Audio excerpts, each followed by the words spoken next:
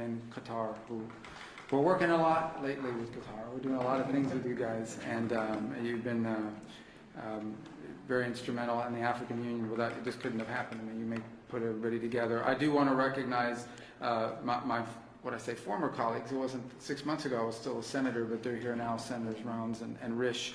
Senator Risch is the chairman of the Foreign Relations Committee and a very close friend of mine, and he's obviously watched this issue very closely. He's made it a priority. And Senator Rounds has been talking to me about this before I was even nominated to the position and even during the nomination process. And we have others who are not able to make it today that I also want to recognize, Senator Coons and Booker. There's been a lot of interest in this, and we're grateful to all of them. They were invited, but I guess you know, there's stuff going on in the Senate, as you know. And but we're grateful that both of you are here, and it's instrumental. This is you know, an important moment after 30 years of war. President Trump is a president of peace. He really does want peace. He prioritizes it above all else. We saw his intervention in the conflict between India and Pakistan. We saw his intervention most recently is a few days ago in a very dangerous war, right? A very dangerous war that could have really spiraled out of control, and his intervention made that possible. And there are other places that we want to see this, but we're very excited about this, and we can't wait to have the heads of state, the presidents of the respective countries here in Washington in a few weeks to finalize the complete protocol and agreement. But today is an important step in that direction, and we're grateful to be able to host it here at the Department of State. And just thinking, you know, we think sometimes about peace. It's not just about ending wars. It's about, and it's not just about saving lives. It's about allowing people to live. It's about allowing people to now have dreams and hopes for a better life, for prosperity, for economic opportunity, for family reunification, for all the things that make life worth living. Those things become impossible when there's war and when there's conflict. So we're grateful to have played the role we've played. We acknowledge and recognize there's still more work to be done.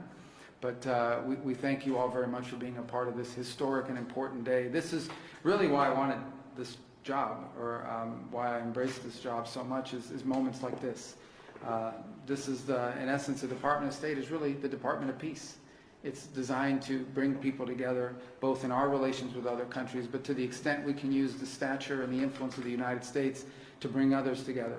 It makes the world a better place. And I honestly believe that when there's peace in the world among friends who may have disagreements and conflict, it does help America. It does help make America stronger and safer and more prosperous. It gives us people, partners we can do business with, and partners that we can work with to address insecurity and threats to our national security and to our collective national security. So we are grateful to both of you. I know how hard this was and how much work went into it, and we know there's more work to be done. But we are grateful to have you here today. We're honored to be a part of this. We're excited to be a part of it. And again, I do want to thank everyone here in our Africa Bureau and at the Department of State. And once again, our superstar there, Mr. Boulos. What do you want to do next after you're done with this? Sudan. Yeah, very important. Actually, very, very important. And you're very involved in that as well. So what are you guys doing this week in Qatar? You guys want to work with us? We are grateful to all of you. Thank you. Thank you. Thank you, Mr. Secretary. I now turn to the Foreign Minister of Rwanda for remarks. Thank you. Secretary of State Marco Rubio, Minister Therese Wagner, Chairperson of the African Union Commission, Mahmoud Yusuf, Minister of State Mohamed Ali Koulaifi of Qatar, my colleague, Minister of Foreign Affairs of Togo, Robert Dussé, Senators, dear colleagues, good afternoon. Let me begin by expressing our sincere appreciation to President Donald Trump for his personal engagement in facilitating this historic agreement. We also extend our gratitude to the Secretary of State, Marco Rubio, Special Advisor Massad Boulos, and the entire State Department team. Your dedication has been indispensable. This agreement is the product of months of coordinated efforts by multiple actors. It is very important to note that the State of Qatar has played an absolutely central role. Indeed, the opening, which led to today's agreement, began in Doha. We will lend our full support in the weeks ahead to Qatar's mediation efforts, led by Minister of State Mohamed Al Koulaifi, to secure a peace agreement between the DRC government and the AFC M23. This process is already well underway. Today's agreement also builds on the African-led peace initiatives, which are ably led by the African Union facilitator, President Faure Gnassingbé of Togo. The heart of this peace agreement is the decision to establish a standing joint security coordination mechanism between DRC and Rwanda.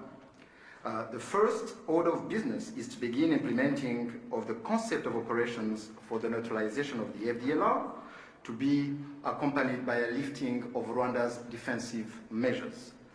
This is grounded in the commitment made here for an irreversible and verifiable end to state support for FDLR and associated militias. That is the bedrock of peace and security in our region. FDLR is no ordinary militia. It is the remnant of the forces which committed the genocide against the Tutsi in 1994, in which 1 million people were killed. With this agreement, we also committed to facilitate the return of refugees in our respective territories of the UNHCR. Creating the conditions for the safe and dignified return of refugees is vital to achieve lasting peace. We also took to enhance economic cooperation, including with American companies and investors.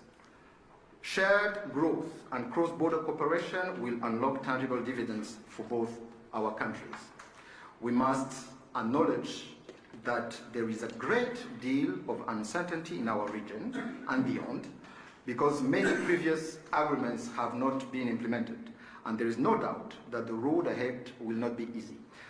But with the continued support of the United States and other partners, we believe that a turning point has been reached. Rwanda stands ready to work with the DRC to deliver on our joint commitments. To conclude, allow me to once again express Rwanda's appreciation to all who have contributed to this milestone. Thank you.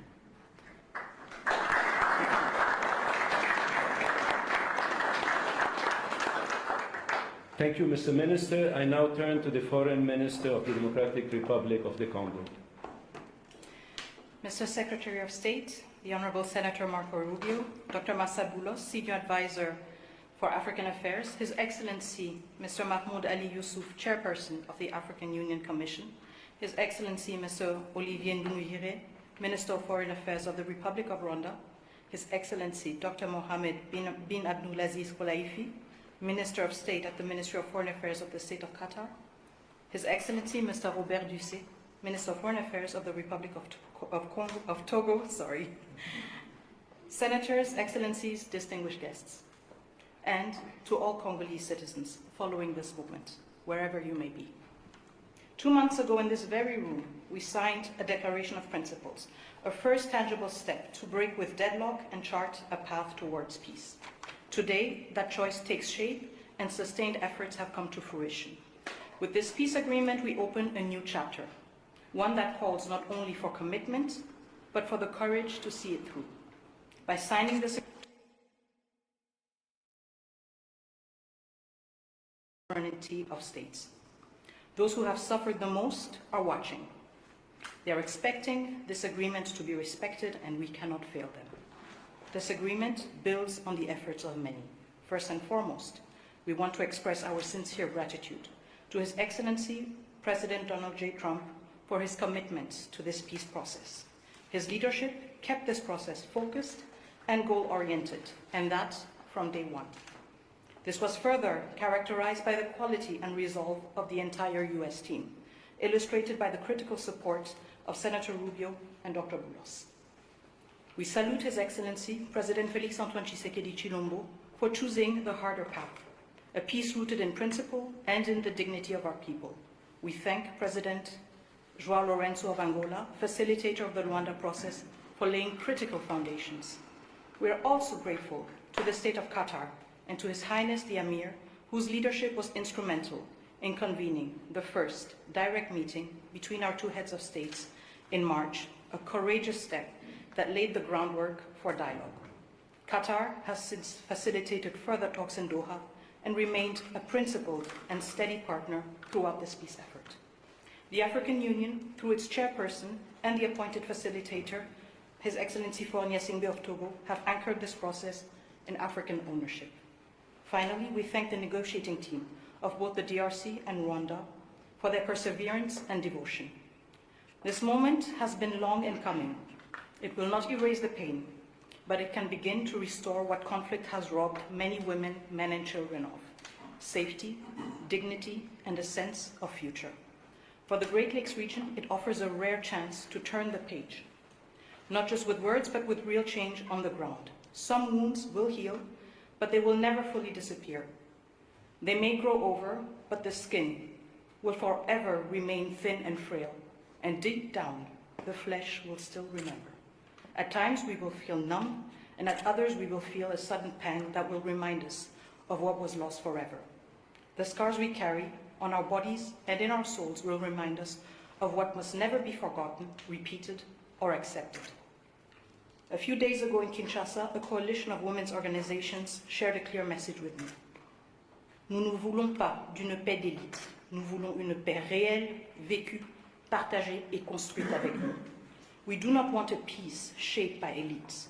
We want a peace that is real, lived, shared, and built with us. To our fellow citizens in the East, this agreement was signed with you in mind. It provides for the disengagement of armed forces, the protection of civilians, the return of displaced persons and of refugees under government authority, and establishes a follow-up mechanism to ensure compliance. These are not just words on paper. They must now be translated into action with justice, accountability, and political will. This peace agreement is the starting point, not the end goal. It must now be followed by disengagement, justice, and the return of displaced families, and the return of refugees, both to the DRC and Rwanda. However, no text, however carefully negotiated, can carry on its own the weight of peace. I still remember, on the day we signed the Declaration of Principles, a member of the US team said, "If it were easy, it would have been done a long time ago." That holds true now more than ever. What we have signed is only as strong as our will to implement it.